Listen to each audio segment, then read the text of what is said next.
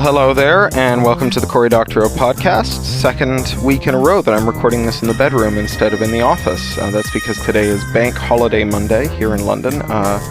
Bank Holiday being a curious British tradition of taking the day off on the day that the Bank of England closes. Go fig. Anyway, it is a holiday for me indeed. It wasn't going to be. It was going to be a working day for me, as Saturday and Sunday were, because I needed to finish my new novel. Except I finished my new novel last night about 7 o'clock. If you watch my Twitter stream, at Doctorow, you will have seen me completely going bananas at the feeling of release after 8 months of constant work, 9 months actually of constant work. I started it right after the new year, and actually getting this thing in the can. It's For the Win weighed in at 165,000 words, which is long. Probably have to be cut before it's all done. And my editor has a copy now, and I will be printing a few copies to send out to some first readers tomorrow when the copy shops reopen. And I am generally in very good spirits, if feeling slightly exhausted and limp as a result. The other big writing project the last month, Chicken Little, some good news about that. This is my 20,000 word novella that I wrote for a Frederick Pohl tribute anthology called Gateways. Jim Frankel, the editor of the anthology, has approved it. So what am I going to work on now that I've got these two big writing projects out of the way? Well, this week I'm going into production on 3 writing assignments. One is the short story Epoch that I'm writing for Mark Shuttleworth, who has commissioned it as part of the With a Little Help short story collection. I'm also writing my first column for Publishers Weekly about the With a Little Help short story collection. My latest Guardian column, which I will be writing tomorrow, is going to be entitled How to Say Stupid Things About Social Media. And you'll have to wait for that. And I'm also going to be getting really earnest on the production on With a Little Help. It's been going kind of low grade all summer, and now it's time to kick it into high gear. Well, it's time to start reading to you. It's going to be another short reading because it's one of those holiday days, but I wanted to get one in the can this week since we're so close to finishing Someone Comes to Town. Someone Leaves Town. And it's been a good day here in London. We spent the morning at the zoo and the afternoon doing a little shopping, picking up some necessities, and now we're going to hang out with the kid this afternoon just as soon as I get this podcast in the can. So the sooner the better. Here we go. Probably the fourth to last installment of my reading of Someone Comes to Town, Someone Leaves Town, my 2005 novel from Tor Books, forthcoming in the UK from HarperCollins Voyager next summer. He made pancakes and cut up pears and peaches and apples and bananas for fruit salad. This reminds me of the pancake house in town, Bart said. Remember? Adam nodded. It had been Ed, Fred, George's favorite Sunday dinner place. Do you live here now? Mimi said. Alan said, yes. She slipped her hand into his and squeezed his thumb. It felt good and unexpected. Are you going to tell her? Billy said. She withdrew her hand. What is it? Her voice was cold. Billy said, there's no good that comes of keeping secrets.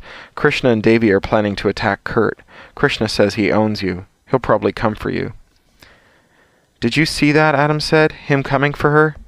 Not that kind of seeing. I just understand enough about people to know what it all means.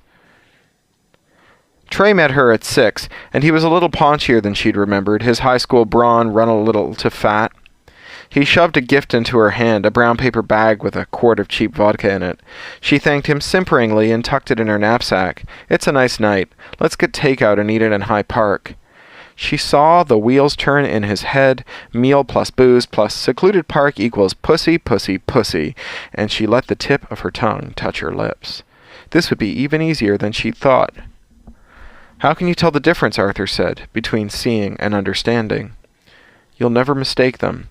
Seeing it is like remembering spying on someone, only you haven't spied on him yet. Like you were standing behind him and he just didn't notice. You hear it, you smell it, you see it, like you were standing in him sometimes, like it happened to you. Understanding, that's totally different. That's like a little voice in your head explaining it to you, telling you what it all means. Oh, Andy said. You thought you'd seen, right? Yeah. Thought that I was running out of time and going to die or kill Davy again or something.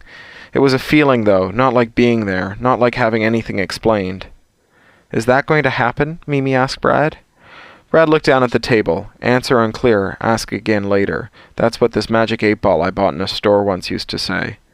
Does that mean you don't know? I think it means I don't want to know.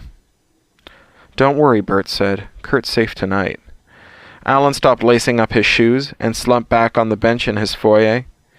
Mimi had done the dishes, Bill had dried, and he'd fretted about Kurt, but it wasn't until he couldn't take it anymore and he was ready to go and find him, bring him home if necessary, that Billy had come to talk to him. Do you know that for sure? Yes. He has dinner with a woman, then he takes her dumpster diving and comes home and goes to bed. I can see that. But you don't see everything. No, but I saw that. Fine, Adam said. He felt hopeless in the face of these predictions, as though the future were something set and immutable. I need to use the bathroom, Billy said, and made his way upstairs while Alan moved a sofa and paged absently through an old edition of Alice in Wonderland, whose marble frontispiece had come detached. A moment later, Mimi joined him, sitting down next to him, her wings unfolded across the sofa back. How big are they going to get, do you think? She said, arranging them. You don't know? They're bigger than they've ever been. That was good food, she said. I think I should go talk to Krishna. Adam shook his head. Whoa. You don't need to be in between us. Maybe I can get him to back off on you, on your family. Mimi, I don't even want to discuss it. It's the right thing to do, she said. It's not fair to you to stay.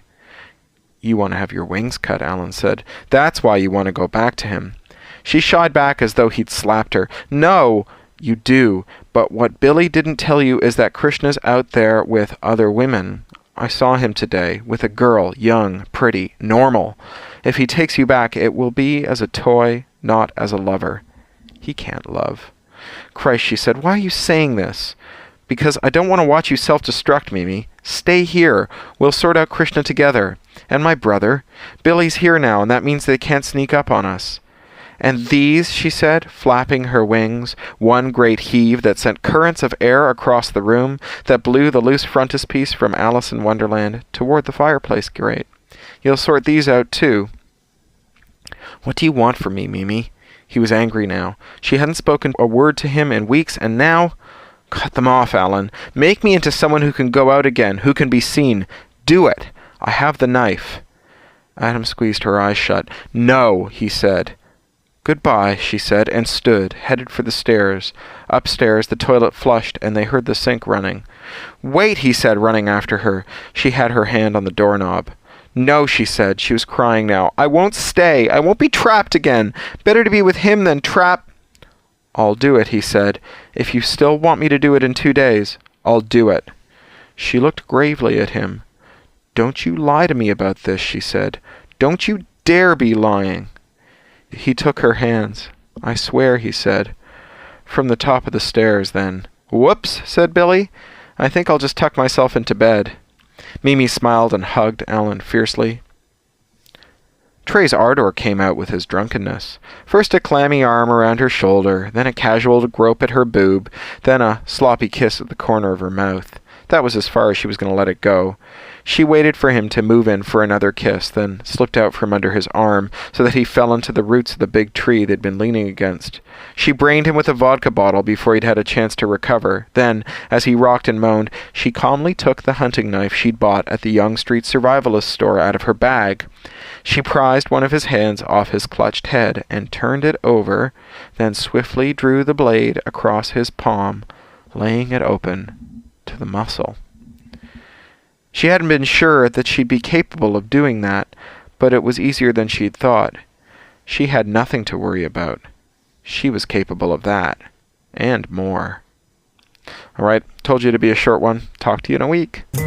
You've been listening to the Cory Doctorow Podcast, licensed under Creative Commons Attribution, Non-Commercial, Share-alike US 3.0, or as Woody Guthrie put it in another context, this song is copyrighted in the U.S. under seal of copyright 154085 for a period of 28 years, and anyone caught singing it without our permission will be a mighty good friend of ourn, because we don't give a darn.